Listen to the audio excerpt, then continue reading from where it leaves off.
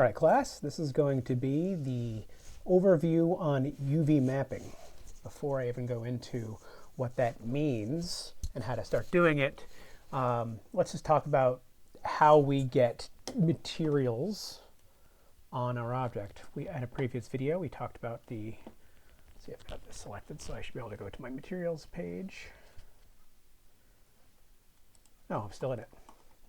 And we can assign different material properties to things such as specularity, shininess, translucency, subsurface scattering, create all kinds of effects with that we have here. And we've got this bone-like, which looks more like flesh, so it's even weirder. Bone-like, metallic, less metallic, different ways of handling that. But this works only on a per face basis. And we want to be able to have more control over how our object looks down to a per fragment basis. Fragment meaning what we end up calling it once it gets rendered to pixel. So in order to have better control over that, we need to be able to map individual faces to a 2D image so that we can, in a image editor, provide very specific texture. We can write on it. We don't necessarily have to build into the mesh geometry and shape all the contours and details that we would want. This can, we can have scales. We can add sandy textures, rough textures, all interwoven. We could have some parts that look steel, some parts that look flesh, some parts that look like it might be fuzzy. Some things can be glass and others can be smoked glass. And lots of different ways we can control the look on the surface of our models here. In order to make that work, we need to create the mappings from 3D space to 2D space. And that correlation is called a UV map. Now, as I understand it, the U and V for the UV map don't stand for anything. It's not like ultraviolet. They're just two more letters like X, Y, and Z in 3D space. And then we have U and V in 2D space. I keep gesturing here because generally when I work in this, what I'll do is I'll turn this viewport into a UV editor. Now, this has a 2D screen. You can still zoom and pan and look around. There's even a cursor in this space as well. And all the regular snap options. I can snap cursor to pixels, or I can snap it, maybe select a vertex here and snap the cursor to selected. There we are. Or wherever we want it. Sometimes you want to be able to scale relative to one of these. You will notice that when I have nothing selected, this is blank. When I select a rectangle, there's something here. That's because there's default mappings for things. So when I create an object in Blender, it will create a UV map for it. It's long as I'm working with like a very primitive object, like a cylinder or a cube. In fact, let me just prove my point here. Deselect everything here. And I'll add a cube. And you can see that I've got this cube added. It has pre-mapped that cube. So if I click on, let me move this over here. If I click on one face, that's that face. And if I click on that one or that one, we're able to select all the different faces. And then that's probably fine for a basic cube, but as I start deforming and shaping the object into something else, it no longer makes sense. So let me just delete that. So let's start talking about how we're going to unmap this. I believe I originally modeled this as a cylinder, which is why that's a circle and not more geometry here. Let me continue to select, why does that have a barrier there? I don't remember what I was doing, what those pink lines happen to be when I last worked on this. And all right, now I've got the cylinder here selected. I've got everything here also selected. The same ways to select and grab and rotate and scale still apply in the 2D space, by the way. And what our goal here is to model or create a map such that every polygon of my 3D model has its own face somewhere in this texture. So to facilitate that, there's a hotkey, U, which we'll call the unwrapping. Of course, again, my hotkey might be different from your hotkey. It might be under UV and unwrap. So whatever the hotkey is, if it has one, you can select that. Calling the unwrap will attempt to do the best it can to figure out how to peel the thing open and lay it out flat. To give you an idea about what that might mean, globe mapping. All right, let's take a look at a globe. So this is probably an image of the Earth you've probably seen before, but you may realize, contrary to crazy beliefs, the Earth is not flat, it is a sphere, which is why the mappings for what we're seeing here don't lay out flat. Like if you think about a ball in your hand and you needed to lay all the surface of it out as flat as can be, you can't, because it requires you to distort stuff to lay it out flat. Either you have to split things apart or squish things out.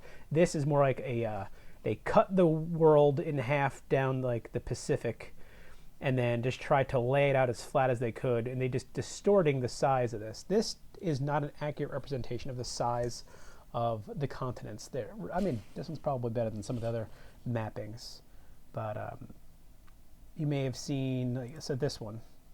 This is definitely not accurate. You can see there's everything from the distance between here and here is smaller than the difference between here and here. So like it is distorted. You've probably even seen some that where it's like split up to try to be less distortion. Map projections. Oh yeah, here you are. A whole thing on map projections. This is the same kind of concept of how we're going to map a sphere to a flat plane. So where are we going to distort? How is it going to work? And there's lots of different things about how different map styles have been developed over the centuries. Some of them for work better for navigation because the directions are preserved, but the distances are skewed, and some of them are distance. Yeah, here's one where this is more accurate to like what we're probably going to end up doing is we're going to be splitting things out so that each face gets less distorted than it would if it were some other projection. Look at that. Buckminster Fuller. Yeah, there's a lot of discussion on how to properly map a sphere. So when you click unwrap, Blender tries to do its best guess for how to unwrap that. And you can see here, it did not do a very good job. But we can help it along. We can, how do I describe this without it being weird? If you've ever looked at a bearskin rug, or if you've ever thought about taxidermy, when you have a complex shape, not just a sphere, but a more complex shape, the ability to unwrap its skin and lay it out flat becomes more challenging. You have to make cuts on the surface, and if in the case of like taxidermy, and you try to then rewrap it around another model, preserving its dimensions, but at the same time, wherever you make a cut is going to be obvious. There's going to be some tendencies for things to not line up right. The seam will be obvious. So what you want to do when designing your models is consider where you want to put the seam as we unwrap the skin so that we can make the UV map as flat as possible. Now that was a long way of going into how we do that. So what I'm going to first do, I'm going to go to edge select mode. I'm going to start selecting rings. Like these are already marked, but they're not marked by the thing I thought they would be marked by. Nope. That ring, that ring. Those are probably sharpness edges. Edge.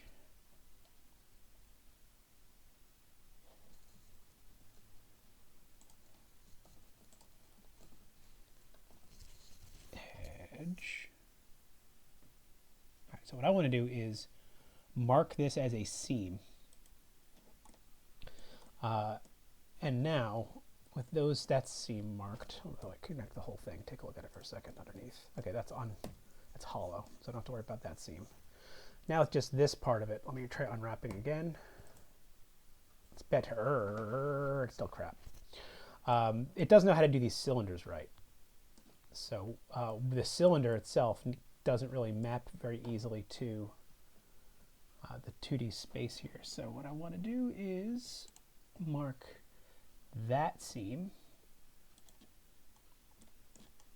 and might as well continue down that same line there. Generally, when you're looking at your model, put seams where you're not going to see them, like in armpits or between surfaces, so that the seam is less obvious.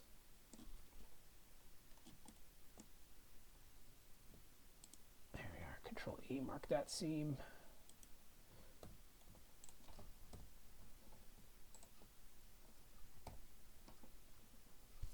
Unwrap it again. There we are. That's feeling better. It looks like I've still got some seams that I probably need to address. Let's go full screen. Is this actually separate models? Oh, that would explain it. Okay, so let me see if I can select that edge. Mark that seam.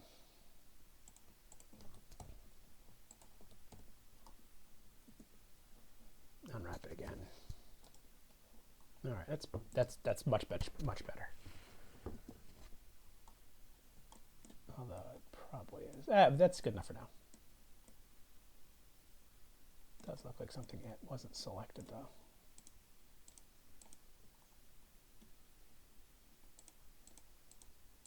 Oh, that's probably the.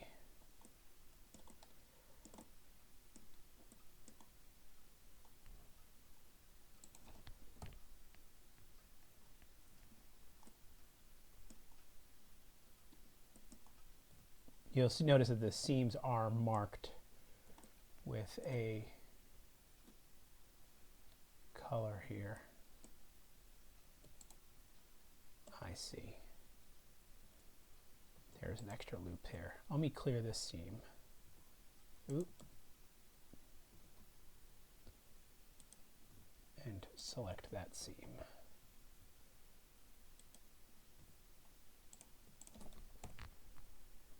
Unwrap it again. There, that's even cleaner. Now, it's not perfect here. What we can do is we can now do some additional tools here. Under here with the UV, we have the ability to like minimize stretch. And this will try to give everything as much real estate on the skin as it would have on the 3D model itself. So, all right, but this is now decided to take up the whole texture here. What I want to do now is, with everything selected, scale this to the bottom left corner here. This does not need to take up the entire texture here because I want to have it share with everything else that's in this texture. Now the next step is I want to mark perhaps the blade skin.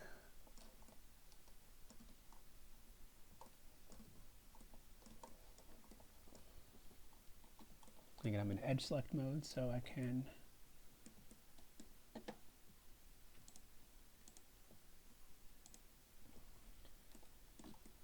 don't know if this blade is all the way through. I don't think it is. I didn't make a tang when I modeled this one, so this isn't the exact one that we used in the previous class. All right, let's mark that seam.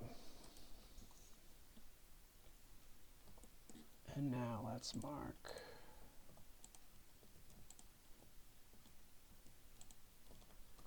that seam. And now down here, I don't want both of them. One of them will be enough. Nope. Mark seam. All right, now select all that's linked. So I have the oh no. I remarked this whole thing as if it was a seam.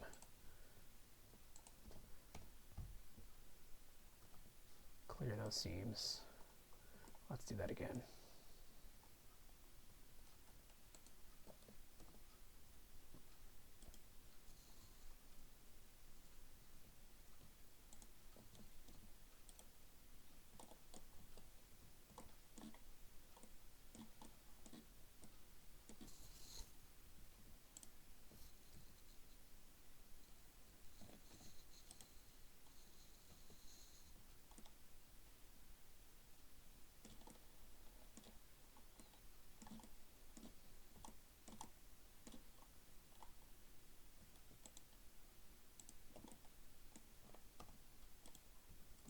All right. I mean, this should still be mapped the same way. Now I'm going to select the blade, and now I'm going to unwrap the blade. And you can see that laid out pretty well. Only I'm going to move this over to the right side of this. All right, now the blade has been mapped. Let's now do the cross guards. Make sure I deselect this time. In fact, for this one, let me turn the hull back on. There we are. I can see the seams better, where things are sharp better. In fact, for this one, maybe I'll just select all the outside and mark that as a seam.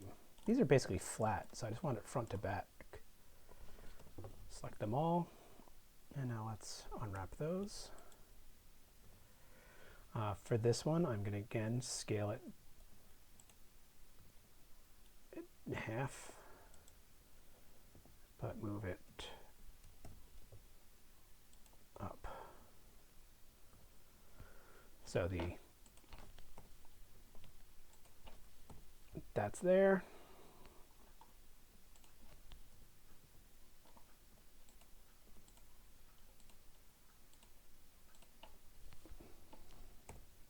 No, that's what I have mapped so far. In fact, I can even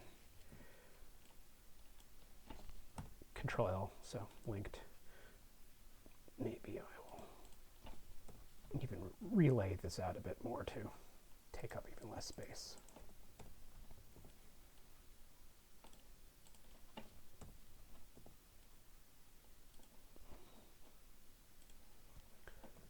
All right, now the skull. The skull is going to be harder. It's more spherical. There's more chance to notice when something went wrong, but let's see what we have to work with here. All right, I probably want this seam marked. Not exactly. Not that one. Not that one, but that one. And that.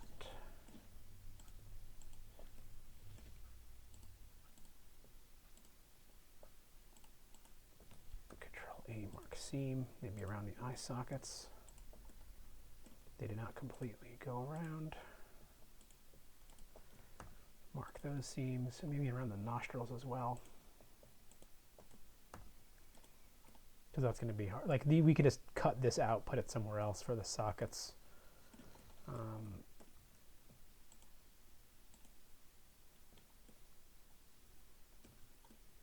What did it connect to?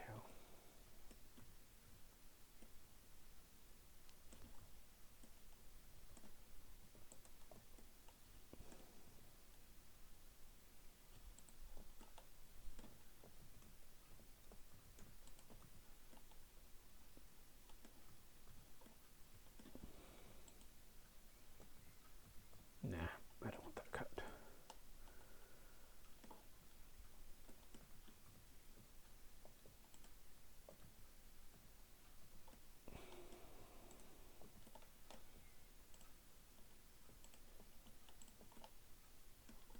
This can also be done before we apply the mirror modifier to make things a bit easier. You don't have to worry about cutting up the one side.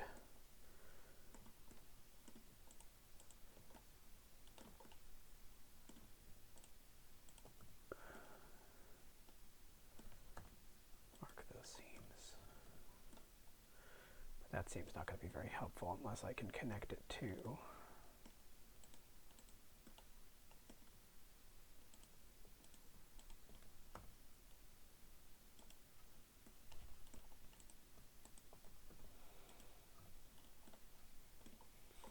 And at some point, probably just going to split the whole skull down the middle, but not necessarily here.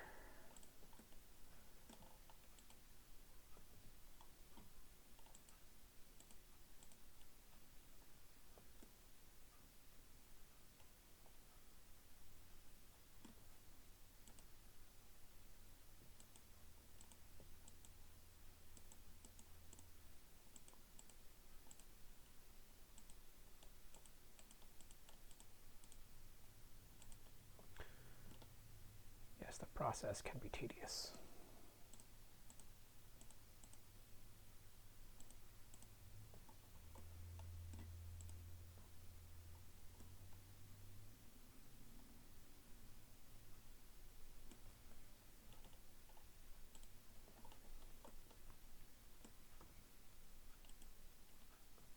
All right, let's select the whole thing.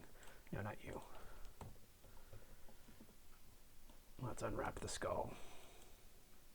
Oh, that's quite busy. But not bad. Not bad. Let's again scale it to about half. Move it up.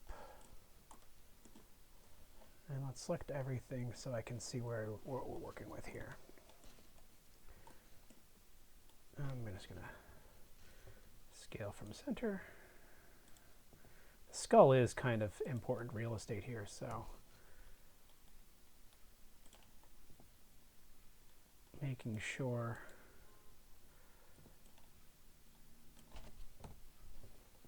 it's got enough detail here. Like this face part probably wants a lot of detail.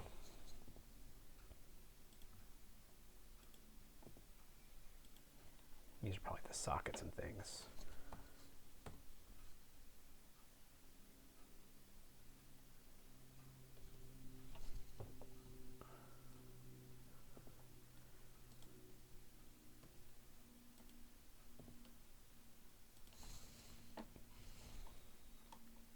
Now, if anything, select it all, and let's see about possibly minimizing stretch. Okay.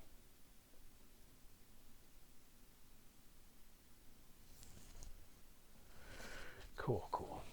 Although there's some overlap here, I don't want that.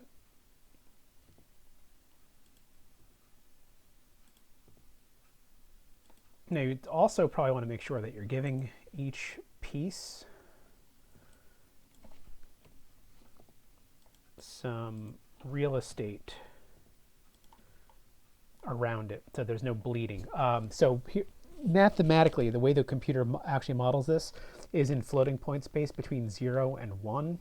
And when you have a lot of edges very close to each other, it doesn't always map perfectly to a pixel.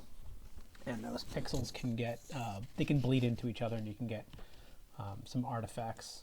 So just try to make sure that there is no overlap and give everyone a little bit of breathing room as you're laying out all the textures. And I'm really making use of selecting one vertex and hitting Control L to select the rest of the linked mesh here. This guy doesn't need to be there. Squeeze into the corner like that.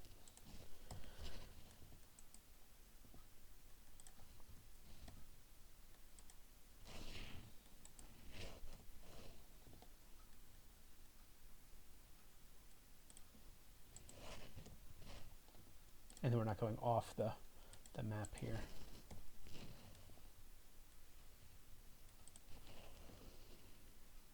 That's pretty good.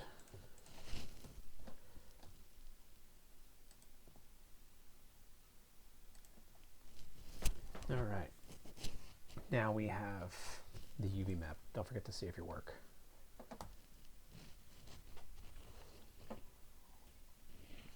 Now, in order to actually start painting with this thing, we're going to actually have to create a texture. So right now I'm going to create a new one. Click on the up here I've got this create a new image, and you can decide what it's going to be. Call it Reaver Skin or whatever you're working on. It can be preset with a color. It can have an alpha channel or not. Different ways you can handle it. The default is typical, so it'll save it as red, green, blue with alpha as a 32-bit image. All right, okay. All right, now we have a 1024 by 1024 skin to draw on. I believe, and I haven't done this in a while, so forgive me if this is texture paint mode.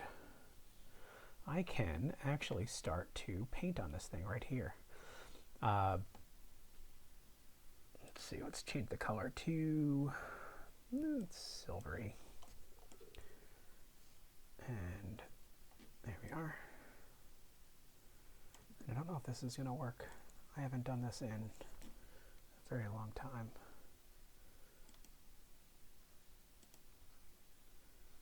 Radius, strength, brush.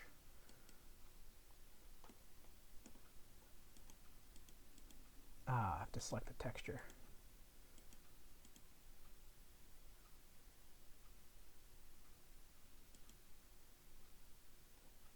This might actually need to have its UV map set first.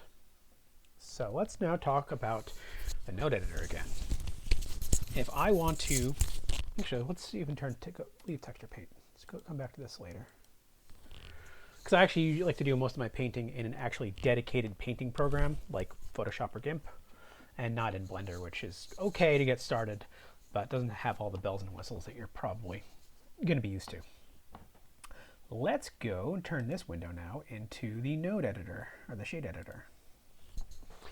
So this is, the basic setup where our materials for our object, this panel is basically this panel.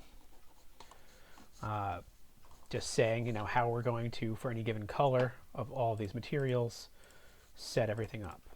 Well, what I want to do is now for each of these, set its material up to be mapped to our UV image here. So I'm going to add an input to be a UV map.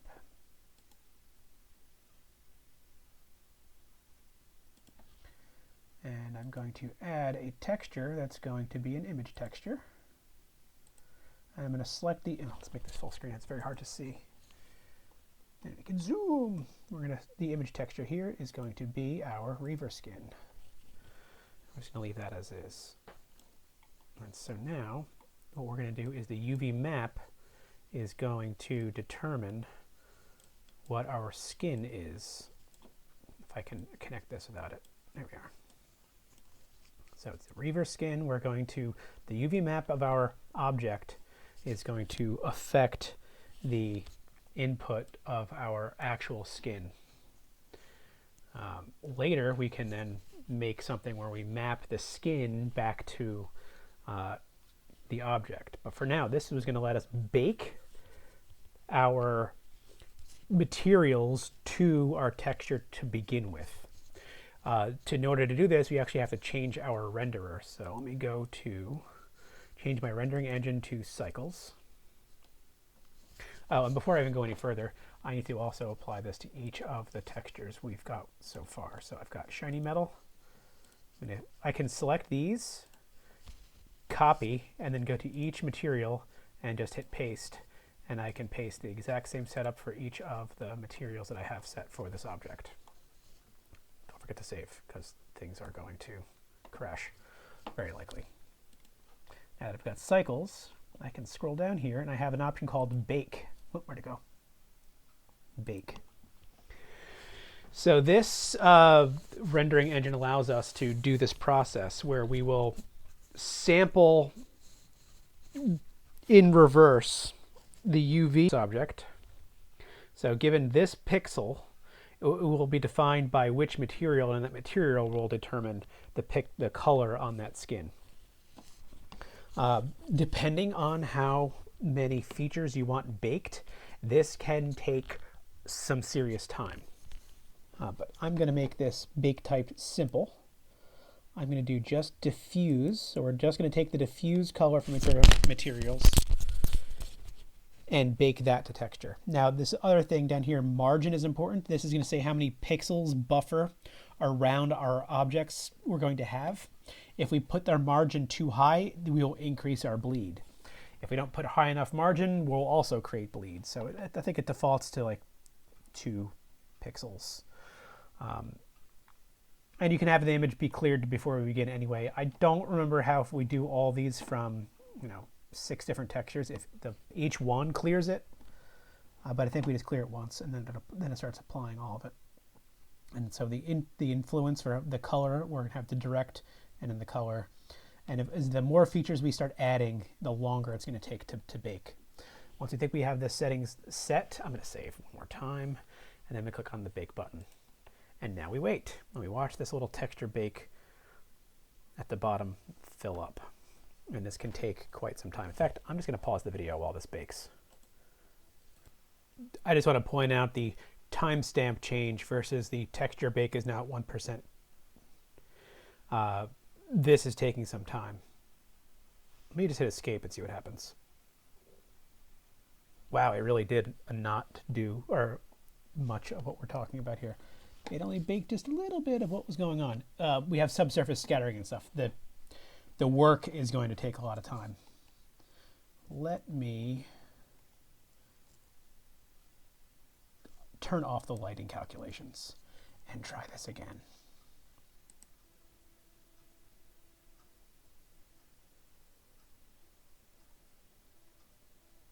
Quite frankly, I don't think I have Blender configured to work with my GPU. So this is trying to do this all on the CPU, which is probably why it's taking a very long time. Once again, I'm going to pause. Notice the timestamp.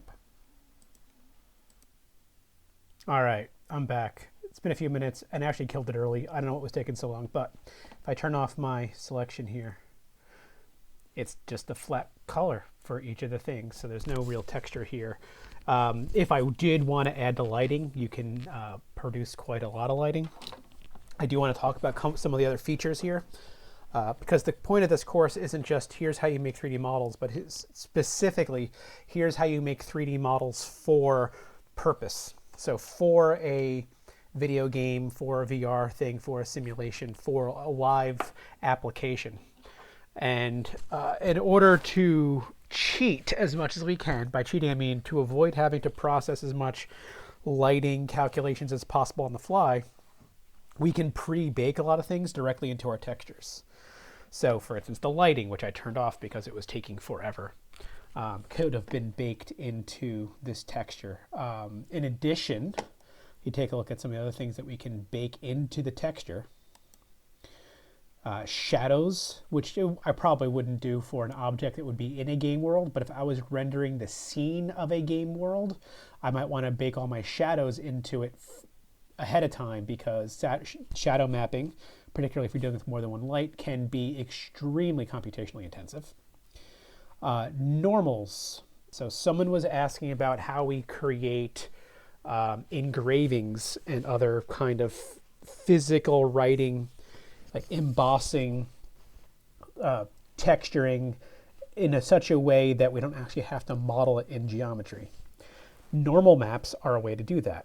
Let me, right before I do even try to do the normal mapping, let me save this image first. So let me click here, save as, and I'm going to save this as a PNG, which is default. It supports different file formats, but I'm going to keep this Reverse Skin 2024. Now this video is dated. Save as image. Cool. Now let me rebake this. Only I'm going to bake this as a UV map. A normal map. How that's going to work is, instead of using the colors for red, green, and blue for however I'm going to record the visual information on this, what I can do is let me dial up the modifier here. So right now my view levels are 1. Let's take a look at what it would look like at 4. Now it's really, really freaking smooth. And I've got far more texture and blending here than I definitely have in the geometry. Like if I put this back down to 1, This is what I actually have. This is what the video game would see.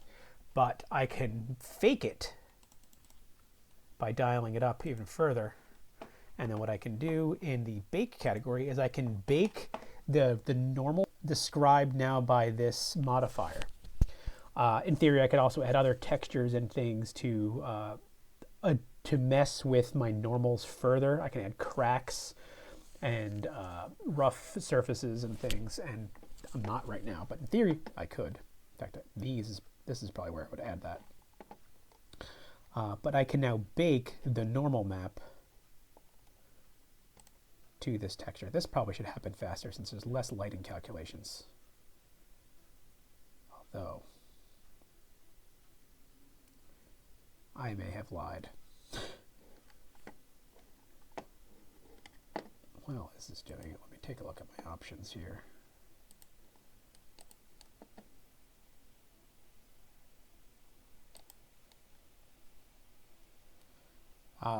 Cycles rendering devices. Try to use my GPU. No compatible GPUs found for Cycles. Requires... Oh.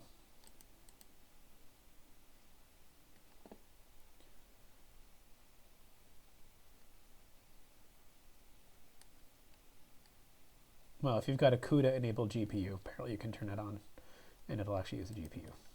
In the meantime, I'm stuck with this very, very slow rendering process. Let me actually hit escape one more time. See if it did not actually calculate.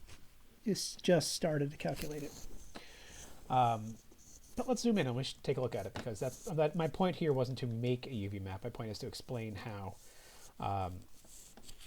instead of using this pixel as teal or whatever color that happens to be, with that some amount of red, some amount of green, and some amount of blue, we're now going to treat the red as an X component, the blue as a Y component, and the green as a Z component, or vice versa. I did red, green, blue, so X, Y, and Z. And what it will do when we're doing lighting calculations on the GPU, instead of just taking the normal of the plane to calculate light reflection, it'll sample this texture and provide the normal for this as if that were the surface reflection of the object. And so the lighting calculations can fake it even more, as if there's more detail there than there really is. Now, there is a limit to this. The optical illusion that we create with normal mapping is limited, but it will it produces much better results.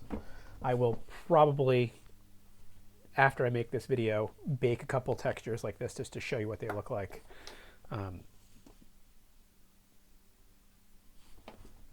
But for now, I'm just going to skip that. Other things we can bake are the glossiness or the specularity, or the roughness. Let's do roughness. Let's bake the roughness of our texture.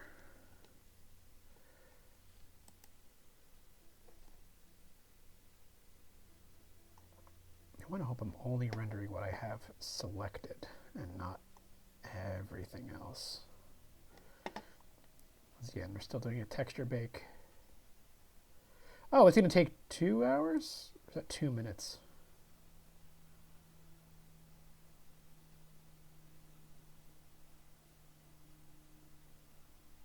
Oh, it's going up. Time is going up. Yeah, it looks like it's going to take about 2 hours. So I'm probably going to set this and then walk away from it for a while.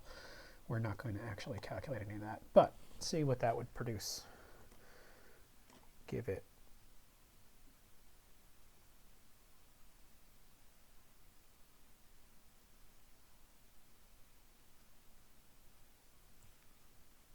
Give it the full minute, and then I will stop it.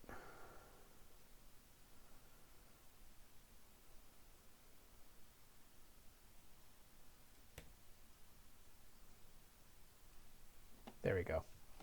So notice this was in black and white.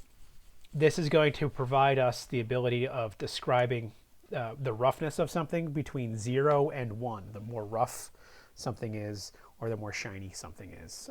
The opposite question could be also probably asked with the glossiness.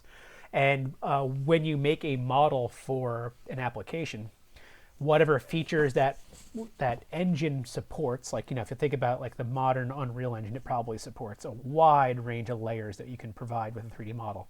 Specularity maps, emission maps. Actually, is emit an option here? Emit. So like where I have determined on the model things should glow.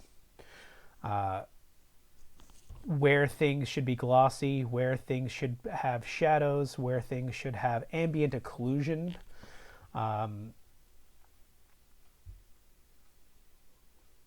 All of these can be created and then loaded in with the model pack in like Unity or something. And then you can, map each one to its appropriate thing. So the UV, the normal map produces, shows you how the lighting should be calculated as it bounces off of an object. The roughness or specularity map shows you where things are rough or shiny for how specular something should be, or how more diffused the reflection should be. Emit, where it's lit, etc., etc., etc. All the different features that Blender supports. If your target game engine supports it, then you could go ahead and integrate that feature there. And I'll take the normal map here. Before I go any further, so now I've got this reverse. This is the normal map. I'm not going to work with this one. Let me go and now open up. Where did I save that to? My blend files. Blend files. Reverse Skin 24. So here's my fancy map. What I can do, let me start selecting by color. Let me make sure my thresholds are. Why is it selecting? Select by color group.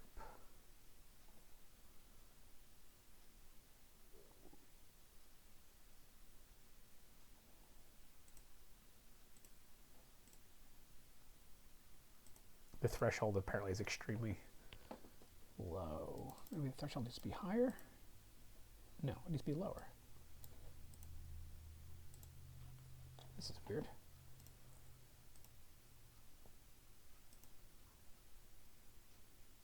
I think the black and the white would be completely different colors. I've been messing with this setting for this tool for quite some time now. I don't know why this is not working. Oh, select by hue saturation value. I need to select by composite. There we are. That's the secret. All right.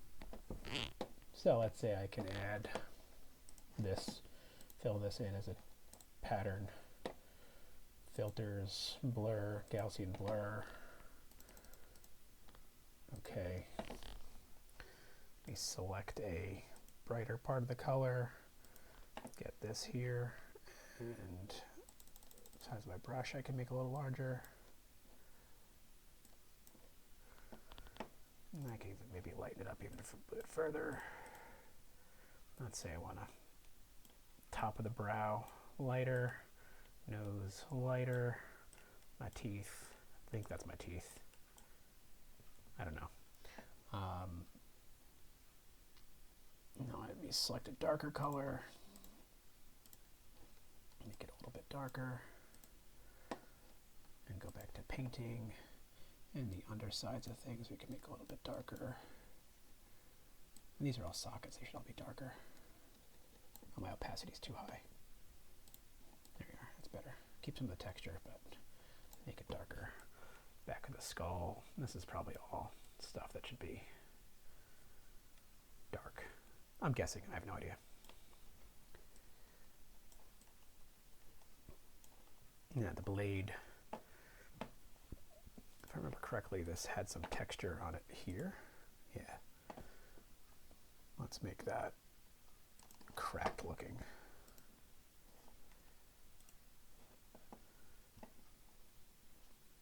And let me blur this a bit more too.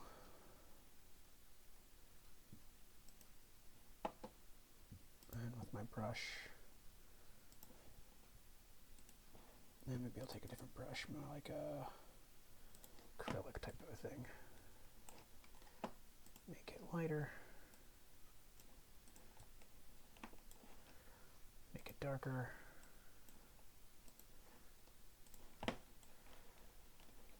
Really mess it up a little bit. And this is actually supposed to be shiny, that. So let's sample this. Actually, let me see about different gradients. You go for a yellow contrasting gradient.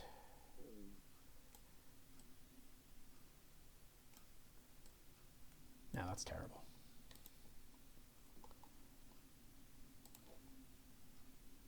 It's better.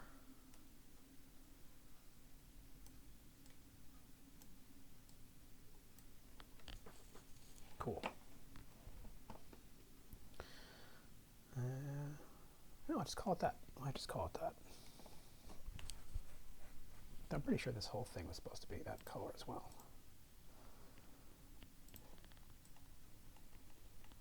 Let's put your opacity back up.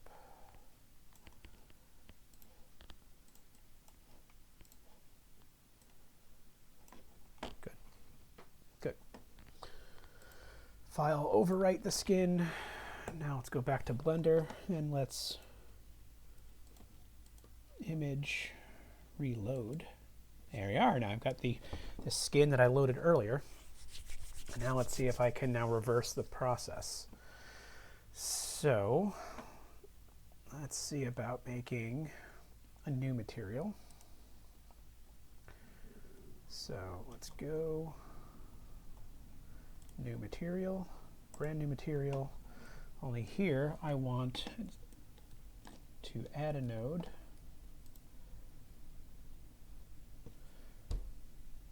UV map.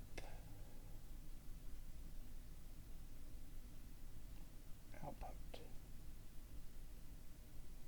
Oh, first of all, I want an image texture here. And I'm going to select the Reaver skin that we have loaded here. And the color here needs to go to my base color here. But if I just do this, so let me go and add whole thing selected. Let me assign this material. Let's see what the preview is. For some reason it's not previewing.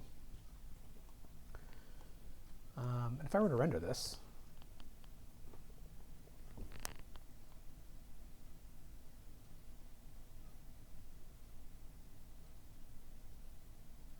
I think we're still using the original materials.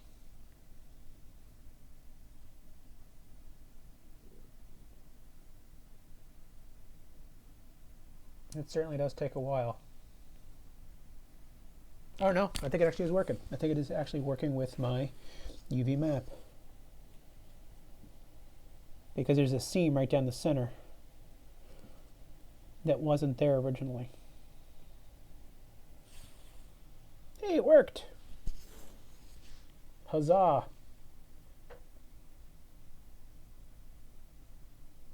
Now it's looking a lot more like a Soul Reaver.